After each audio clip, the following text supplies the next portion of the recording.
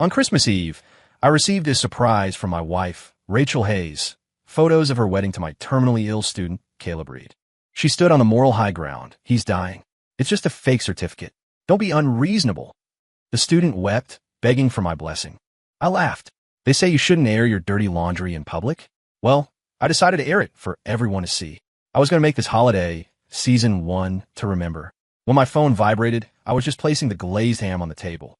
Outside the window, scattered fireworks burst, illuminating the Chicago night sky for a second before fading into silence. On the TV, the host of the Christmas special was announcing the next act with high-pitched excitement, festive and loud. I took a deep breath. The air was filled with the aroma of dinner and the scent of home. My wife, Rachel, was an attending physician at City General. She was working the last shift on Christmas Eve, but had promised to be home by 8 o'clock for dinner. I glanced at the wall clock, 7:50 p.m. Just in time. I pulled out my phone, intending to ask where she was, but saw a message she had sent 5 minutes earlier. No text, just a few photos. I tapped the first one, and my pupils instantly contracted. The background was a private hospital room, hastily decorated with pink balloons and streamers. Rachel was wearing a pure, white wedding dress, a look of holy, gentle compassion on her face. Beside her, wearing an ill-fitting suit, pale-faced but with feverish eyes, was my student Caleb. The second photo showed them leaning their heads together intimately, holding up a red booklet, a marriage certificate. The third was a close-up of that certificate. It showed the smiling faces of Rachel and Caleb, stamped with a bright red official seal. My stomach churned violently. The steaming Christmas dinner on the table instantly looked like a cold offering to the dead. The phone vibrated again. It was Rachel. I answered, but said nothing. It was quiet on the other end, save for the faint beeping of medical instruments. "Lucas, you saw the pictures, right?" Rachel's voice was calm, as always, even carrying a hint of indisputable tenderness. "What is this?" My voice was dry as sandpaper. "Caleb, he doesn't have much time." She sighed, her tone filled with pity. "His parents are in poor health. Their only wish is to see him settle down, to see him complete his life. I'm just helping him fulfill his final wish." "So, you married him?" I squeezed the words through my teeth. "Don't think of it like that." Her voice took on a trace of impatience. "The certificate is photoshopped. It's fake. The ceremony is just for his parents to see, just a few of us. Can you not be so unreasonable? This is a dying boy's final wish. As his teacher, do you have no compassion?" Unreasonable. Compassion. The words were like two hot steel needles stabbing into my ears. A weak, tearful male voice came from the phone. "Professor Miller, I'm sorry. I'm really sorry. I just wanted my parents to be at peace. I have only a few days left. Please grant us this, just out of pity for me." It was Caleb. I listened to the duet on the other end. One playing the Virgin Mary saving the world, the other playing the weak victim begging for sympathy. I suddenly laughed. I laughed out loud. "Lucas, what are you laughing at?" Rachel's tone turned alert. "I'm laughing," I said, staring at the table of food prepared for her, enunciating every word, "because they say you shouldn't air dirty laundry in public. But I'm going to air it for everyone to see. It's the holidays, after all. Let's make it a party." I hung up and blocked her number. One smooth motion. I picked up a fork, speared a piece of ham, and put it in my mouth. Cloyingly sweet, sickeningly salty. I chewed expressionlessly, then stood up, turned off the stove, keeping the soup warm, grabbed my car keys, and walked out. To the hospital.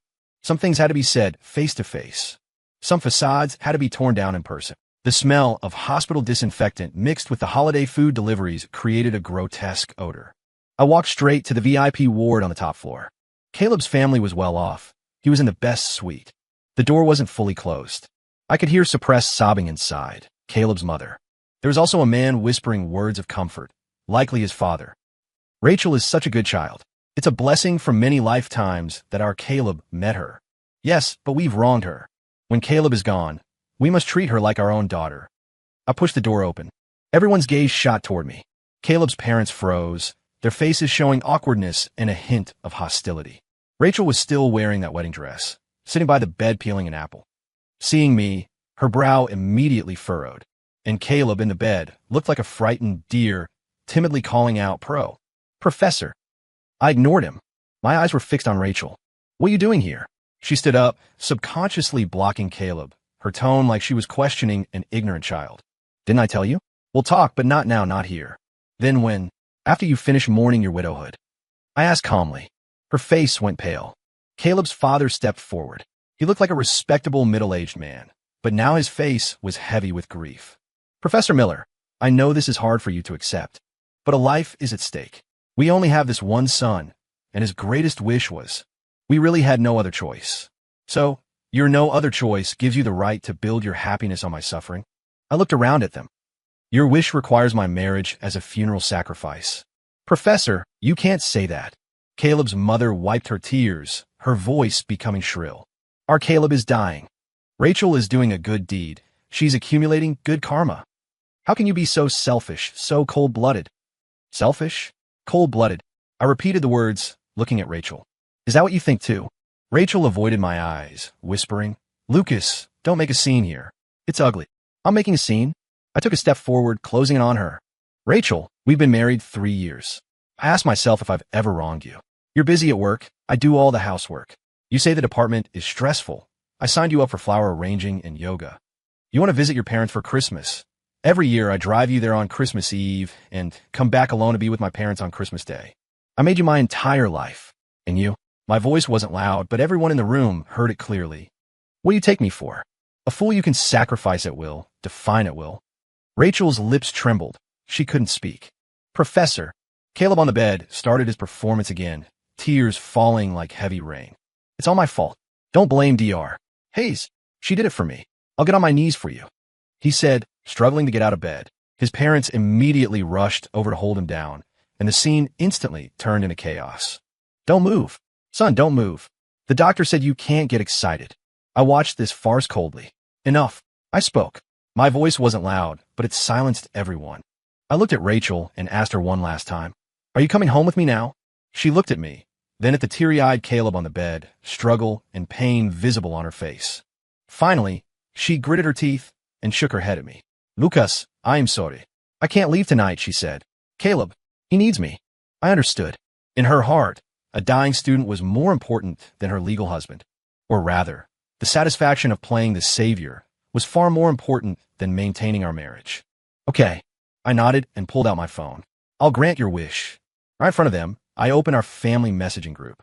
The first thing I did was forward those piercing wedding photos and the Photoshop marriage certificate, untouched, into the group chat. The group included my parents, her parents, and all the aunts and uncles from both sides. The second thing I did was type a message, wishing my wife, Rachel Hayes, and my student, Caleb Reed, a happy marriage and 100 years of harmony. Lucas Miller. Top. Send. After doing all that, I shoved the phone back into my pocket and looked at Rachel and Caleb's parents, whose faces had instantly turned sheet white. Didn't you want a celebration? I pulled the corner of my mouth into a smile. Now it's a party. With that, I turned and walked away without looking back. From the hospital room behind me came the chaotic symphony of message alerts going off wildly, followed by Rachel's exasperated scream. Lucas, are you crazy? Crazy? No. I was very lucid. Back home, I deadbolted the door. The apartment was quiet. The Christmas special on TV was still tirelessly manufacturing fake joy. I walked over and turned it off. The table of carefully prepared Christmas dinner had gone cold. Just like my heart, my phone vibrated like mad in my pocket. I didn't need to look to know who it was. My parents, her parents, and all those relatives who swarmed like sharks smelling blood. I didn't answer. I just put it on silent. I sat on the sofa, sitting quietly in the dark for a long time. I wasn't grieving and I wasn't angry. I was analyzing the game. I was reviewing my marriage with Rachel, reviewing when and how Caleb, this student, had infiltrated our lives. Caleb was a student in my elective course, Appreciation of Romantic Literature. He always sat in the front row, eyes bright, actively answering questions. He would stay after class to discuss the origin of a literary illusion with me for ages. A studious, sunny, polite student. Later, he said he was in poor health and was diagnosed with a rare blood disease. After that, he started messaging me frequently, not about studies, but about his confusion regarding life, his fear of death. As a teacher, I counseled him, encouraged him. Rachel was a doctor. I thought she could give him advice from a more professional perspective. So, one weekend, I invited Caleb out and brought Rachel along for dinner. That was the most regrettable decision of my life. From that day on, Rachel took over Caleb. She would actively contact him, asking about his condition. She used her connections to get him expert consultations. She would drag me to the hospital to see him, bringing him the soup I had simmered myself.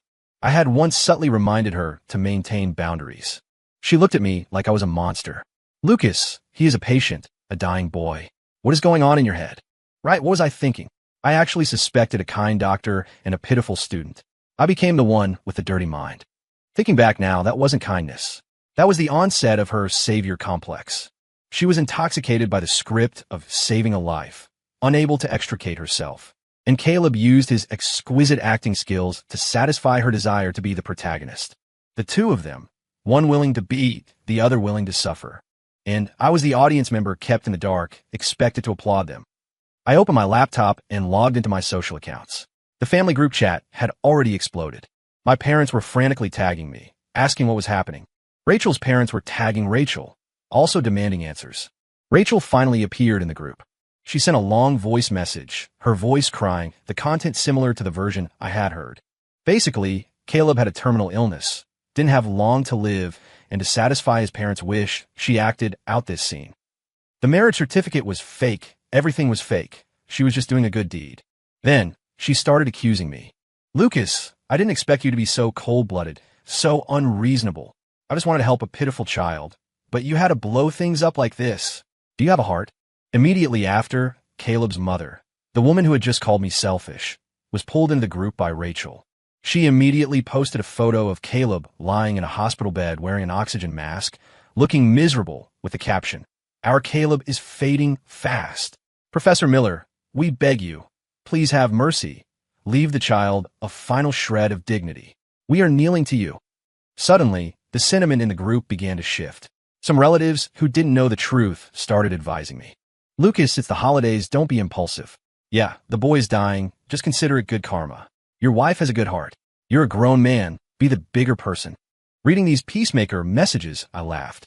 This was Rachel's tactic, inverting black and white, moral kidnapping, placing herself in a position of absolute righteousness so everyone would think I was the one in the wrong. I didn't argue with them in the group. I opened another chat window. It was my childhood friend, David Ross. He was a lawyer. I sent him the entire sequence of events, along with all the screenshots. Finally, I asked him, if I want a divorce and want her to leave with nothing, what are my odds? David called almost instantly. Odds? 100%. His voice carried suppressed anger. This isn't just infidelity. This is a public insult. Lucas, don't worry, I'll handle this. We won't just get a divorce. We'll ruin her reputation. Ruin her reputation? I muttered to myself. Yes, David said. Do you think the hospital will be okay with an attending physician creating this kind of fake marriage scandal with her own patient, who is also your student? What would her colleagues think? As long as we fan the flames enough, she won't be a doctor anymore. I was silent for a moment. Dave, I don't want to destroy her, I said. I just want to take back what belongs to me. Like dignity. Like justice. I get it. David calmed down. What's the plan? I looked at the computer screen, at the pitiful selfie Rachel had posted in the group, and the corner of my mouth hooked into a cold sneer. Step 1, family. I've already done that. Step 2, the workplace. I opened our university's internal faculty and student portal. As a staff member, I had posting privileges. I started a new thread and began to type. For the title, I thought for a moment and wrote, regarding the moving doctor-patient romance between Dr. Hayes of a university hospital and junior student Caleb Reed, a husband's Christmas Eve chronicle. The post was anonymous, but I detailed the entire sequence of events, from how Caleb became my student, to how Rachel kindly intervened, to this absurd wedding on Christmas Eve. I didn't use overly emotional words. I simply stated the facts calmly. The calmer it was, the more shocking it appeared. Of course, I attached the key evidence. That photoshopped marriage certificate, the wedding photos of them in the dress and suit, and the screenshots of my conversation with them in the family group. I used aliases for all parties. Rachel was Dr. Ush. Caleb was Student C. I was a heartbroken husband, but I believed that anyone from the university or the hospital could guess who it was with a little thought. Less than 10 minutes after the post went up, the view count broke 1,000. The replies below quickly shifted from, "Is this real?" to uniform shock and anger. WTF. Seeing this kind of drama on Christmas is earth-shattering. Dr. Ush, Student C, our school, the affiliated hospital. This is heavy. If what the OP says is true, this Dr. H is disgusting, betraying her family under the banner of kindness. That Student C isn't any good either, right? Knowing she's his teacher's wife and pulling this stunt? Being terminally ill makes you special. Being sick means you can steal someone else's wife. The worst part is the OP. prepared a whole Christmas dinner waiting for his wife, only to get cuckolded. Simply the most tragic husband of the year. Public opinion was fermenting exactly as I had predicted. Doing all this, I closed my laptop, went into the bathroom, and took a hot shower. As the water poured over my head, I felt my tight nerves finally relax a little. It wasn't the pleasure of revenge. It was the relief of lancing a festering wound and squeezing out the pus. Short-term pain is better than long-term suffering. Since this home was already rotten, I might as well tear it down with my own hands. It was better than lingering in the ruins. The next day, Christmas Day, I was woken up by frantic doorbell ringing. I got up from the sofa, the blanket slipping to the floor. Through the peephole, I saw Rachel's haggard and angry face. Beside her stood her parents, looking equally furious. I opened the door. Lucas. As soon as the door opened, my mother-in-law charged in, pointing at my nose. Look at what you've done. Are you only happy now that everyone knows? You've completely embarrassed our family. I ignored her and looked at Rachel. She was wearing yesterday's clothes, a down jacket thrown over the wedding dress, looking utterly disheveled. Her eyes were red and swollen, staring dead at me. Did you write the post? She asked. Yes, I admitted frankly. She seemed infuriated by my calmness, her voice suddenly rising in pitch. Why would you do this? Do you know that because of your post, the hospital leadership called me overnight? The school is investigating too. You are going to ruin me. I ruined you. I laughed out of anger. Rachel, you ruined our home first. When you wore that wedding dress to marry another man, did you stop to think that you would ruin me? That was fake. I told you it was fake, she screamed hysterically. Fake enough to Photoshop a marriage license? Fake enough to wear a wedding dress? Fake enough to leave me alone at home on Christmas Eve?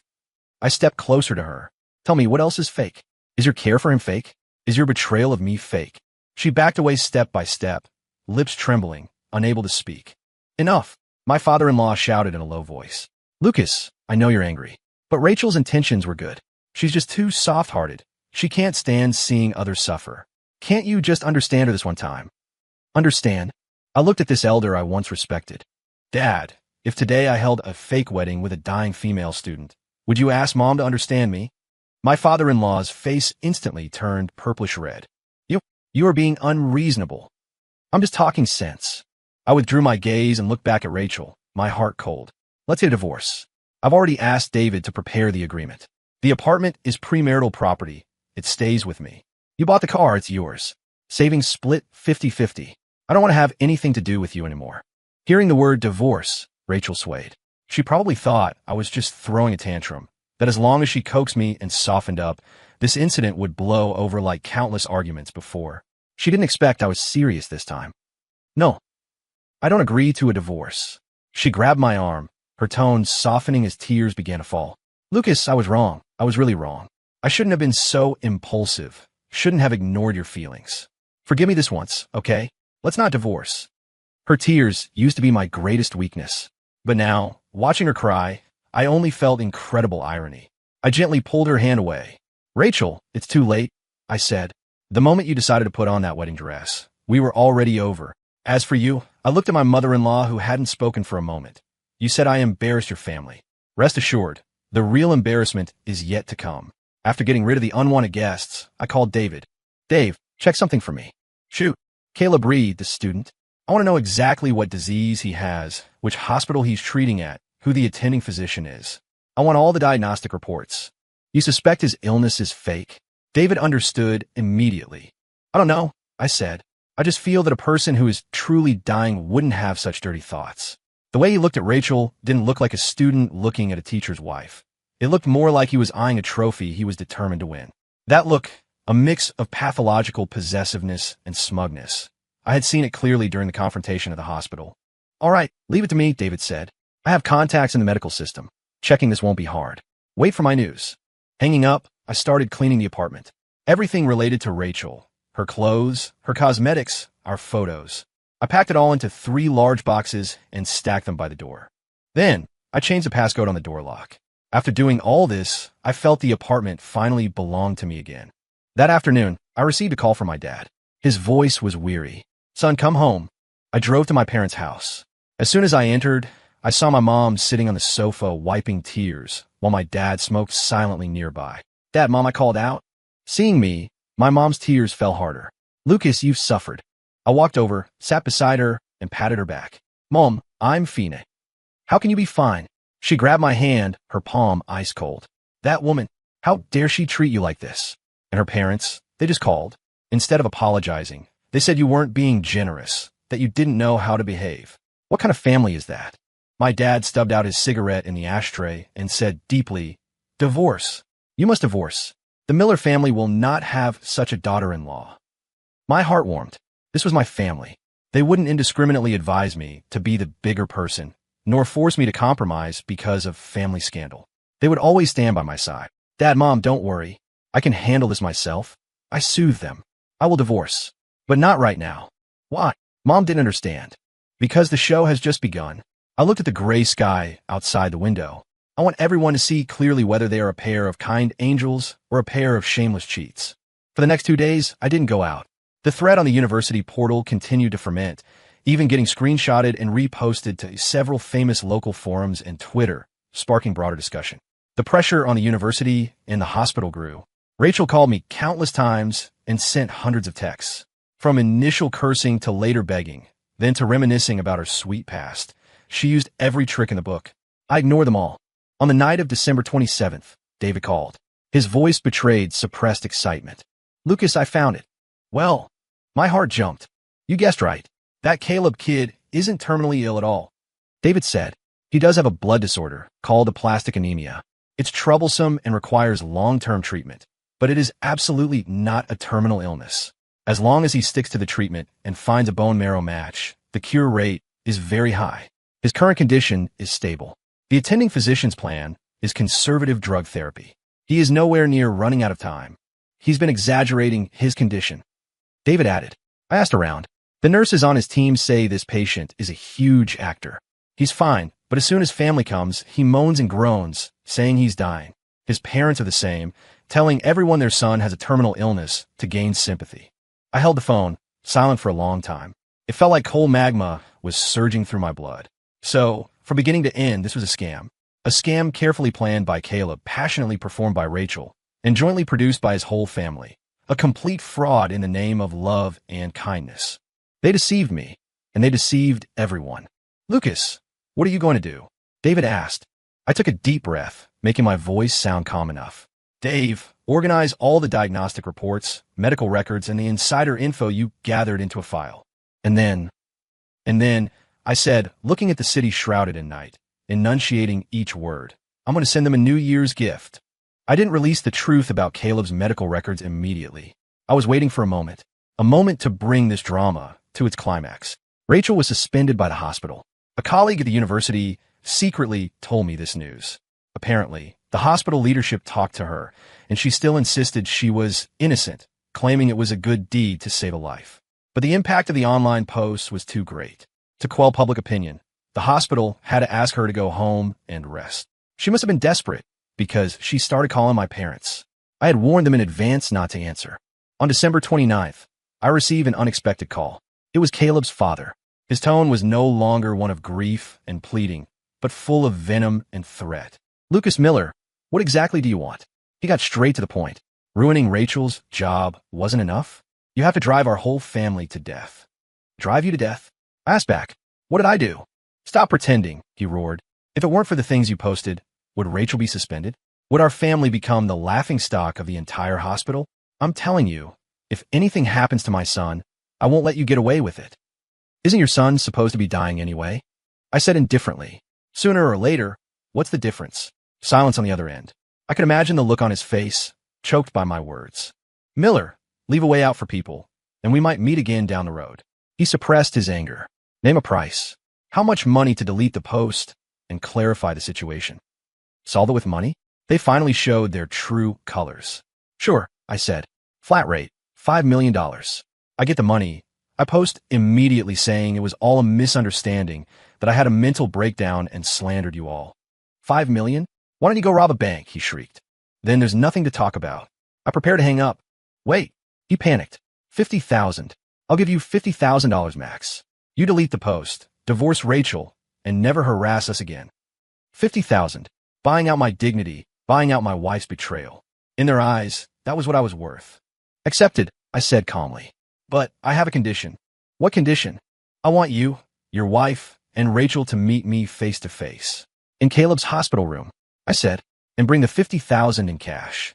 Once I see the money and your sincerity, we'll discuss the rest. He hesitated for a moment, then gritted his teeth and agreed. Fine. Tomorrow morning at 10, at the hospital. Hanging up, I immediately called David. Dave, tomorrow morning at 10, showtime. Bring your best voice recorder and hidden camera and pick me up at my place. Copy that. David's voice trembled with excitement. Finally going head to head, I can't wait. Neither could I.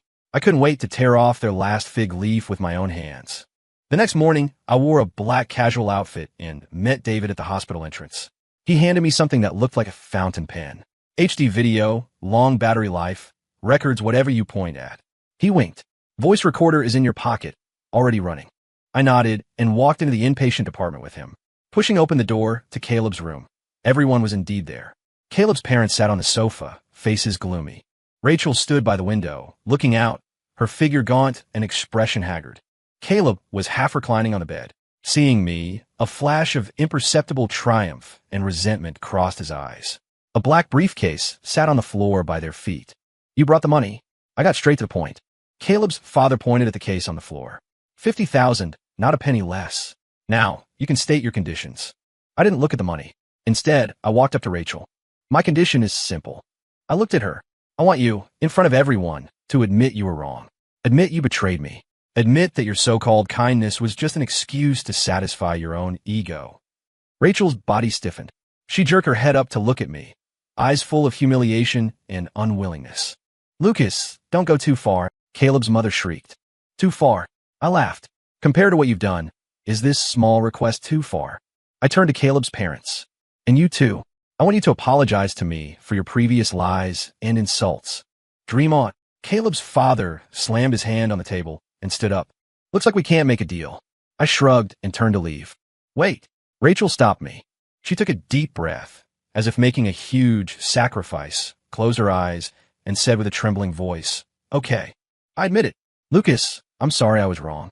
I shouldn't have disregarded your feelings. I shouldn't have. Before she could finish, Caleb on the bed suddenly began to cough violently. Caleb, his mother cried out and threw herself over.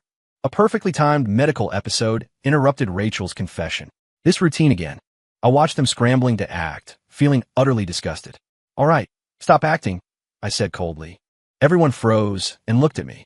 Caleb, I walked to the bedside, looking down at him. Let me ask you, is aplastic anemia considered a terminal illness? Caleb's pupils contracted sharply. His parents' faces also instantly turned ghastly pale. Rachel looked at me in disbelief, her mouth opening and closing, but making no sound. What? What are you saying? I don't understand. Caleb's voice started to shake. Don't understand? I pulled a stack of printed documents from my pocket and threw them onto his blanket. It was the complete medical file David had obtained for me, along with anonymous evaluations from several domestic blood disease specialists. Need me to read it to you? I picked up the first page. Caleb Reed, male, 21.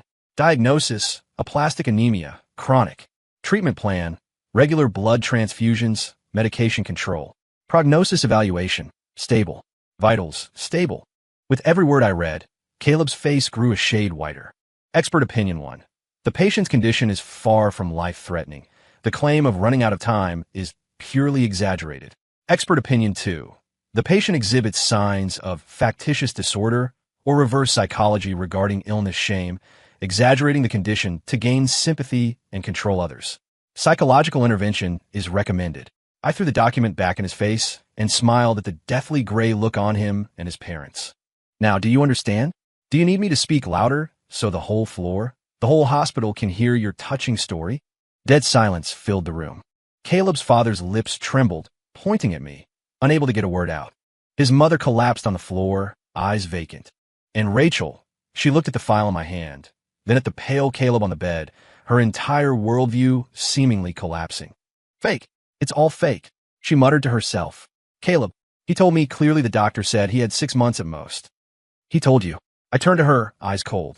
So, as an attending physician, you didn't verify the patient's actual condition? You just took his word for it and believed it? And staged this drama of self-sacrifice for love? She was speechless. You didn't trust him. You trusted what you wanted to trust. I hit the nail on the head. You needed a stage to display your kindness and greatness too badly. And Caleb provided you with just the right script. One liar, one fool, truly a match made in heaven. No, that's not it. Rachel shook her head painfully, tears gushing out. Professor, I was wrong. I was really wrong. Caleb on the bed finally gave up resisting and started wailing. I didn't mean to. I just like Dr. Hayes too much. I was afraid if I didn't say it, I'd never have a chance. That's why I lied to her. As he cried, he looked at Rachel, his eyes full of pleading. Dr. Hayes, don't be mad at me. I love you. That, I love you, was like a loud slap across Rachel's face. And across mine. It turned out this wasn't just a scam. It was a long premeditated theft of love in the name of death. Shut up. Caleb's father finally reacted, rushing over to cover his son's mouth, but it was too late. I looked at the chaotic scene before me and felt that staying any longer was meaningless. All truths were revealed. All disguises were torn. I picked up the black briefcase from the floor and waited. I'll take this $50,000 as damages for my emotional distress, I said calmly. You can't take that. Caleb's father rushed over to grab it. I dodged sideways, avoiding him. Why can't I? I looked at him. You gave this voluntarily. Or would you prefer I call the police right now and report you for fraud? He froze. I pulled open the ward door. David was leaning against the wall, giving me an okay sign. I took one last look at the people in the room. Caleb crying, his parents cursing, Rachel standing there like a wooden puppet. A portrait of a farce. All right, I walked to the door, remembered something, and turned back to Rachel. Lawyer Ross will send you the divorce agreement ASAP. I advise you to sign it quickly. Otherwise, I can't be sure where the video from today will appear. I waved the pen in my hand. Rachel's face completely lost all color. Walking out of the hospital, the winter sunlight hit me, actually feeling a bit warm. Yes, David punched my shoulder. That was so damn satisfying. You should have seen their faces, like they ate flies. I smiled and tossed the briefcase to him. That's your legal fee. Holy crap, this much. David was shocked. You earned it, I said. Let's go get a drink. My treat. We needed a drink. To toast my dead marriage. And to toast my impending rebirth. I never released that video recorded in the hospital room. Not out of softness, but because it was unnecessary. David sent a copy of the video along with the divorce papers to Rachel. She signed the next day. We divorced quickly, and the asset division followed my demands exactly. She left with almost nothing. The day the paperwork was finalized, we met at the courthouse entrance. She had lost a lot of weight, her eyes sunken, looking 10 years older. Lucas, are we really just ending like this? She looked at me, holding on to a last shred of hope. I didn't speak. I just held up the divorce decree for her to see. The stamp was piercing to the eyes. The light in her eyes went out completely. Can I ask you one last question? Her voice was hoarse. Ask, did you ever love me? I looked at her, remembering when we first got together, how she stood on tiptoe in the university library to help me organize shelves. Remembering when we married, how she wore her wedding dress and smiled so brightly at me. Those scenes were once so real. I did, I said calmly. But when you decided to wear another wedding dress to save someone else, that love died. With that, I turned and left, never looking back. I heard about their aftermath from others. Rachel was fired by the hospital.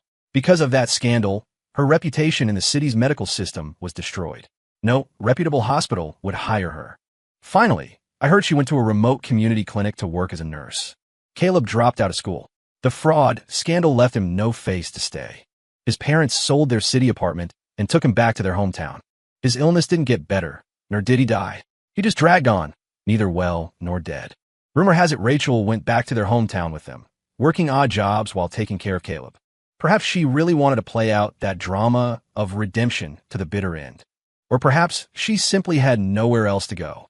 None of this had anything to do with me anymore. I used that 50 grand to take a long vacation. I went to a cabin in Vermont, reading, drinking tea, and soaking up the sun by the lake every day. I resigned from the university. That city held too many bad memories. I sent out resumes online, and soon a prestigious university in the South extended an olive branch with a position and salary much better than before. My life, after tearing everything down, welcomed the dawn of reconstruction. 1 year later, in the new city, I had completely adapted to my new life. My classes were popular with students, and in my spare time, I started writing columns on classical literature, gaining some fame. Life was quiet and fulfilling. I also met someone new. Her name was Sophie Clark, an art teacher at the school, a girl who loved to laugh and paint. We met at a faculty mixer. She didn't know my past, She just thought my lectures were interesting and that I was gentle. We walked together, visited art galleries, and discussed Van Gogh and Hemingway. Being with her, I felt relaxed. I didn't need to accommodate anyone, nor did I need to guard against anyone. We were equals, respecting each other. On a beautiful weekend, we made it official. She took me to her studio. In the studio, there was a half-finished oil painting. It was a field of sunflowers, blooming recklessly and brilliantly under the sun. I like sunflowers, she said, because they always face the sun. I looked at her profile, gilded by the sunlight, and a frozen corner of my heart quietly melted.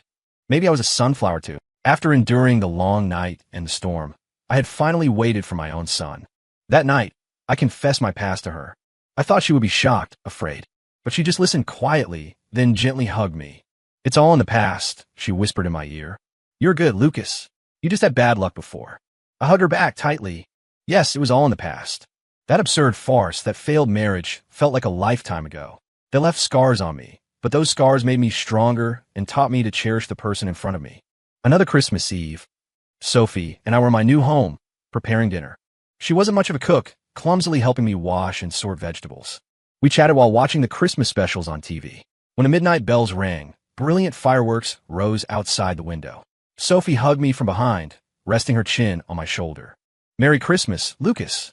Merry Christmas, Sophie. I turned around and kissed her. My phone vibrated with a news notification. Local police successfully crack major medical fraud case. Suspect Caleb Reed and parents criminally detained for using fake medical condition to defraud social donations and charity of over $1 million. The photo accompanying the news showed Caleb and his parents in handcuffs, heads bowed, being escorted by police. In the corner of the photo, there was a woman chasing the police car, crying and shouting something. That face vaguely resembled Rachel. It turned out that after returning to their hometown, they hadn't stayed out of trouble. Instead, they pulled the same trick, using Caleb's terminal illness to launch crowdfunding campaigns online, swindling massive amounts of donations. The net of justice is wide and lets nothing through. They finally paid the price for their greed and deceit. What are you looking at? Sophie leaned over curiously. I quickly locked the screen. Nothing, just spam. I smiled and ruffled her hair. Come on, let's eat the ravioli. I made your favorite spinach and ricotta filling. Yay! She cheered happily. Looking at her brilliant smile, my heart was at peace. Those people, those things had completely turned the page. They would spend their new year in prison. And I, amidst the lights of 10,000 homes, was embracing my new life. This, perhaps, was the best ending. Epilogue. After dinner, Sophie and I curled up on the sofa to watch a movie. She suddenly asked me, Lucas, if one day your ex-wife came back to find you, what would you do? I paused, not expecting her to ask that. I looked in her clear eyes and thought seriously. I wouldn't see her, I said. Why? Because there's no point. I picked up an orange and slowly peeled it. Some people like a bad flu. It's miserable when you're sick, but once you're better, there's no need to reminisce about what the virus looked like. All we can do is exercise and try not to get sick again. I fed a segment of the orange to her. She chewed it, eyes squinting from the sweetness. Then, what about that student? She asked again. Do you hate him? I shook my head. No chat. I can't even call it hate. I just feel pity, I said. He used all his schemes, thinking he snatched the candy he wanted. But he didn't know that candy was poison from the start. Sophie nodded, seemingly understanding. She didn't know that just a moment ago, David had sent me a message. It was about Rachel. After Caleb's family was arrested, Rachel was implicated and investigated as an accomplice. However, because she was deceived and used and actively returned the stolen money, she wasn't prosecuted. But her life was completely ruined. Her job was gone, her reputation was gone, and even the object of her salvation was in prison. She became somewhat mentally unstable, wandering the streets of her hometown all day, mumbling, I did it to save a life. I am kind. I did nothing wrong. David said at the end of the message, Lucas, this is truly satisfying justice. I looked at the message and didn't reply. Satisfying justice? Maybe, but my heart felt no ripples. I simply turned off my phone and held Sophie a little tighter.